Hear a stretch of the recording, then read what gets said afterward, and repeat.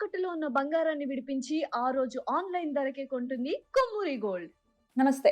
Welcome to Suman TV. నేను పద్మిని. ప్రస్తుతంతో పాటు ప్రముఖ ఆధ్యాత్మికవేత్త, దత్త ఉపాసకురాలు, శ్రీపాద శ్రీవల్లభ దత్తపీఠం వ్యవస్థాపకురాలు శ్రీమతి లతా దత్త గారు మనతో పాటు ఉన్నారు. మాట్లాడదాం. నమస్తే అక్క. నమస్తేరా. దత్తాత్రేయ స్వామి అఖిలాండ కోటి బ్రహ్మాండ నాయకుడు కదా. రాజాది రాజ యోగి రాజ పరబ్రహ్మ దత్తాత్రేయ స్వామి. దత్తాత్రేయ స్వామి. ఇక ఆయన తలుచుకుంటే అంటే చాలా మంది మాకు ఈ గ్రహం దోషం ఉంది, ఆ గ్రహ దోషం ఉంది, లేకపోతే మాకు ఈ సమయంలో ఇట్లా జరుగుతోంది, ఇది కంటిన్యూస్గా ఇవి జరుగుతున్నాయి, ఇది ఈ కుజగ్రహ దోషమే, ఇట్లా చెప్తూ ఉంటారు. ఏ గ్రహమైనా, ఏ దుష్ట శక్తి అయినా, ఎంతటి కష్టమైనా ఆయన ముందు తలదించాల్సిందే. అంతే. అయితే ఈరోజు మీరు అన్ని స్వామివారు చెప్పినటువంటి, అంటే ఆయన లీలల్లో నుంచి ఆయన ఏం చెప్పారు అనే దాని నుంచి మీరు అన్ని మాకు అర్థమయ్యే రీతిలో మీరు సరళంగా తెలియజేస్తున్నారు. అవును. ఈనాటి నా క్వశ్చన్ కూడా అదే. ఈ నవగ్రహాల అరిష్టాల నుంచి మేము బయటపడాలి, స్వామిని ఇలా మరి శరణు వేడాలి, స్వామి చెప్పిన మాటలు ఏమిటి ఒక్కసారి? చాలా చక్కగా అడిగావు పద్మిని. ఎందుకంటే అందరి సమక్షంలో నువ్వే అడుగుతూ ఉంటావు, అందరి తరపు నుంచి కూడా. స్వామి దయ కాదు. ఒక్కొక్క గ్రహం ఒక్కొక్క ఇబ్బంది పెడుతూ ఉంటుంది. మనం చూసుకుంటే రాహు కేతు అంటే చాలా సర్పదోషాలే మనకి ఎక్కువ కనబడతాయి. రాహు కేతువులు అంటే. కుజగ్రహం అంటే అన్ని వివాదాలు, గొడవలు, అగ్ని భయాలు, చోర భయాలు ఇవి వస్తూ ఉంటాయి. గురుగ్రహం బాగాలేకపోతే అసలు చాలా ఏమంటారు, డౌన్ఫాల్ ఉంటుంది జాతకంలో. నీచ స్థితిలో కూడా వెళ్ళిపోతారు పాపం. ఒక్క గురుగ్రహం బాగుంటే అన్ని గ్రహాలు అనుకూలిస్తూ ఉంటాయి. ఎందుకు నేను గురుగ్రహం గురించి మాట్లాడుతున్నానంటే, కేతు బాగాలేకపోయినా, రవి బాగాలేకపోయినా, కుజుడు బాగాలేకపోయినా, నవగ్రహాలు బాగాలేకపోయినా, గురుగ్రహం ఒక్కటి అనుకూలిస్తే, గురు బ్లెస్సింగ్స్ ఒక్కటి ఉంటే ఏ సమస్య అయినా, సర్వ అరిష్టాలు, సర్వ బాధలు, సర్వ దుఃఖాలు అన్నీ కూడా సమసిపోతాయి.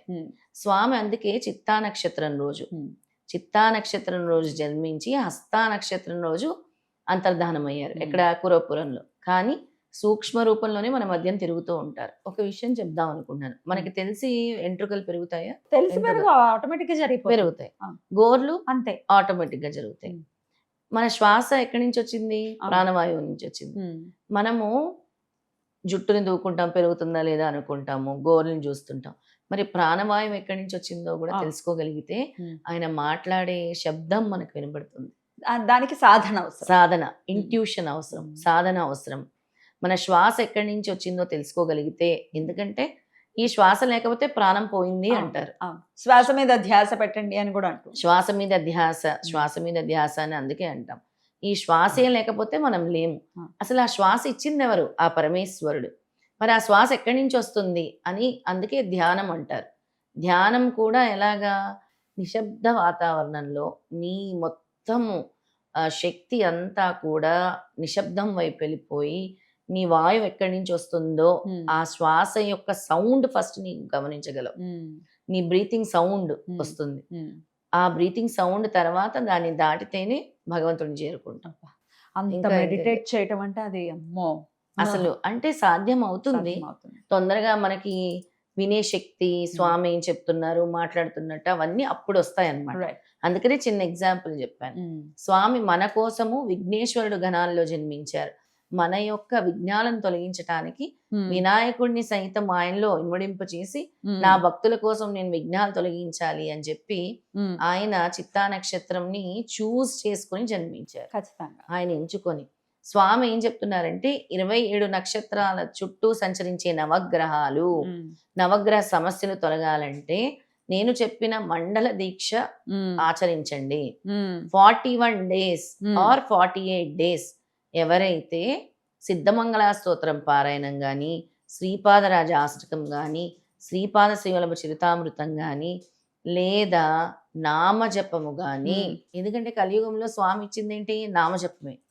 నామజపము కానీ చేసినట్టయితే అప్పుడు వాళ్ళ సర్వ అరిష్టాలు, సర్వ బాధలు అన్నీ నేను తొలగిస్తానని చెప్పారు. ఆయన ఏం చెప్పారో కూడా నేను చెప్తాను. అయితే ఎలా చేయాలి ఈ మండల దీక్ష? ఈ దీక్షను ఎలా చేయాలి? ఖచ్చితంగా దానికి ముందు మీరు మెంటల్ గా, ఫిజికల్ గా ప్రిపేర్ అవ్వాలి.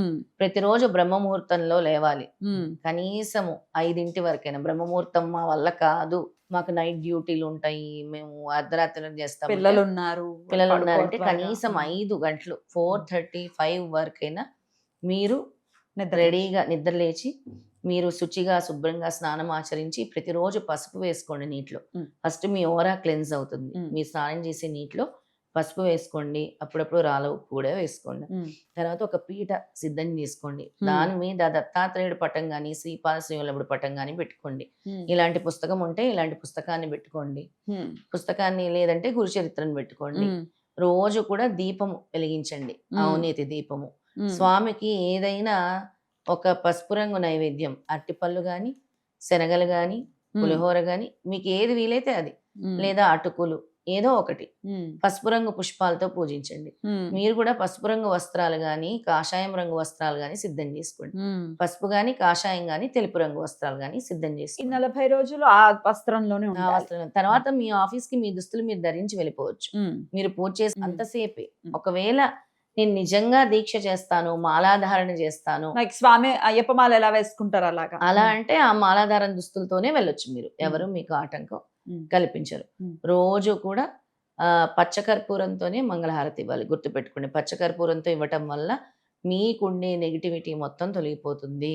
అలాగే మీకు కనుక ఆఫీస్కి వెళ్ళాలి అనుకుంటే ఉదయం రాత్రి హారతి ఇచ్చుకోండి. ఆఫీస్కి వెళ్ళే ముందు రాత్రి మళ్ళీ మీరు వచ్చి అల్పాహారం సిద్ధం చేసుకొని హారతి అన్ని ఇచ్చిన తర్వాత అల్పాహారం స్వీకరించి నిద్రించవచ్చు.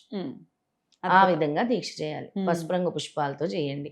ఈ 41 రోజుల్లో మేడి చెట్టును కూడా పూజించండి.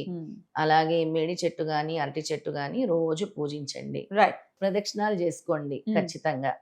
అలాగే ఒకవేళ మా ఇంట్లో మేడి చెట్టు లేదు, అరటి చెట్టు లేదంటే తులసి చెట్టు దగ్గర దీపం వెలిగించుకొని ప్రదక్షిణలు చేసుకోండి. దీన్నే మండల దీక్ష అర్చన అంటారు. అద్భుతం. అర్చన చేసుకోండి. దత్తాత్రేయ స్వామి అష్టోత్తరం చదవటం మాత్రం మరవకండి. శ్రీపాద శ్రీవల్లభ స్వామి అష్టోత్తరం చదువుకుంటే ఇంకా మంచిది. అద్భుతం అద్భుతం. చాలా చక్కగా తెలియజేశారు. కష్టాల సుడిగుండంలోనే ఉన్నాం, ఏం చేయాలో పాల్పోవట్లేదు అనుకునే వాళ్ళకి ఇది చాలా బాగా, అంటే స్వామి యొక్క కృపకి పాత్రలు అవ్వటం అనేది చాలా. ఇక్కడ ఒక సెంటెన్స్ కూడా చెప్పారు పద్మిని, ఏమనంటే శ్రీపాదుల వారు అనేక పద్ధతుల్లో ప్రాణరక్షణ చేస్తారంట భక్తుల కొరకు. ఒక్కొక్క పర్యాయము రాబో జన్మలోని కొంత ఆయుష్ని తగ్గించి ఈ జన్మలో ఆయుష్ని ఇస్తారట, మా అమ్మకి ఇచ్చినట్టు. అలాగే లేదా కర్మ ఫలితములను బదలాయించే పద్ధతిలో శ్రేష్ఠికి జరిగినట్లు ఆ సుబ్బయ్య శ్రేష్ఠికి జరిగినట్లు చేస్తారు. శ్రేయోభిలాషి అయిన ఒకని ఆయుష్ నుండి ఆ వ్యక్తికి ఆయుష్ కూడా పెంచగలరు. 100%. అసాధారణ పద్ధతిలో మృత్యువుని శాసించి ఆయుర్దాయం నీయగలరు శ్రీపాద శ్రీవల్లభులు. బ్రహ్మ దేవుడు ప్రతి జీవికి ఆయుర్దాయాన్ని ఇచ్చి శ్వాస ప్రశ్వాసల్ని నిర్ధారిస్తారు బ్రహ్మదేవుడు. అందుకే ఇన్ని శ్వాసలనే ఉంటుంది మనకి. శ్వాస విడిచారు అంటారు తప్ప తుది రోజు అయిపోయింది అని అనరు, తుది శ్వాస అంటారు. అంతేగాని ఇన్ని సంవత్సరాలని నిర్ణయించే హక్కు లేదనమాట బ్రహ్మదేవుడికి. శ్వాసల మీదే బేస్ అయి ఉంటుంది. శ్వాస మీదే. క్రోధం ఆవేశం వంటి దుర్లక్షణాలు ఉన్నప్పుడు శ్వాస ఎక్కువగా ఖర్చు అవుతుంది. అప్పుడే తొందరగా చచ్చిపోతుంది. క్రోధం ఆవేశం తద్వారా ఆయుర్దాయం తగ్గిపోతుంది. మనశ్చాంచల్యం కలిగిన కోతి చాలా ఎక్కువ శ్వాసలు తీసుకుంటుంది. 300 సంవత్సరాలు జీవించగలిగే తాబేలు ఒక్క నిర్దిష్ట కాలంలో కోతి తీసుకునే శ్వాసలలో 8వ వంతు మాత్రమే తీసుకుంటుంది. అందుకే అన్నేళ్ళు తాబేలు బ్రతుకుతుంది.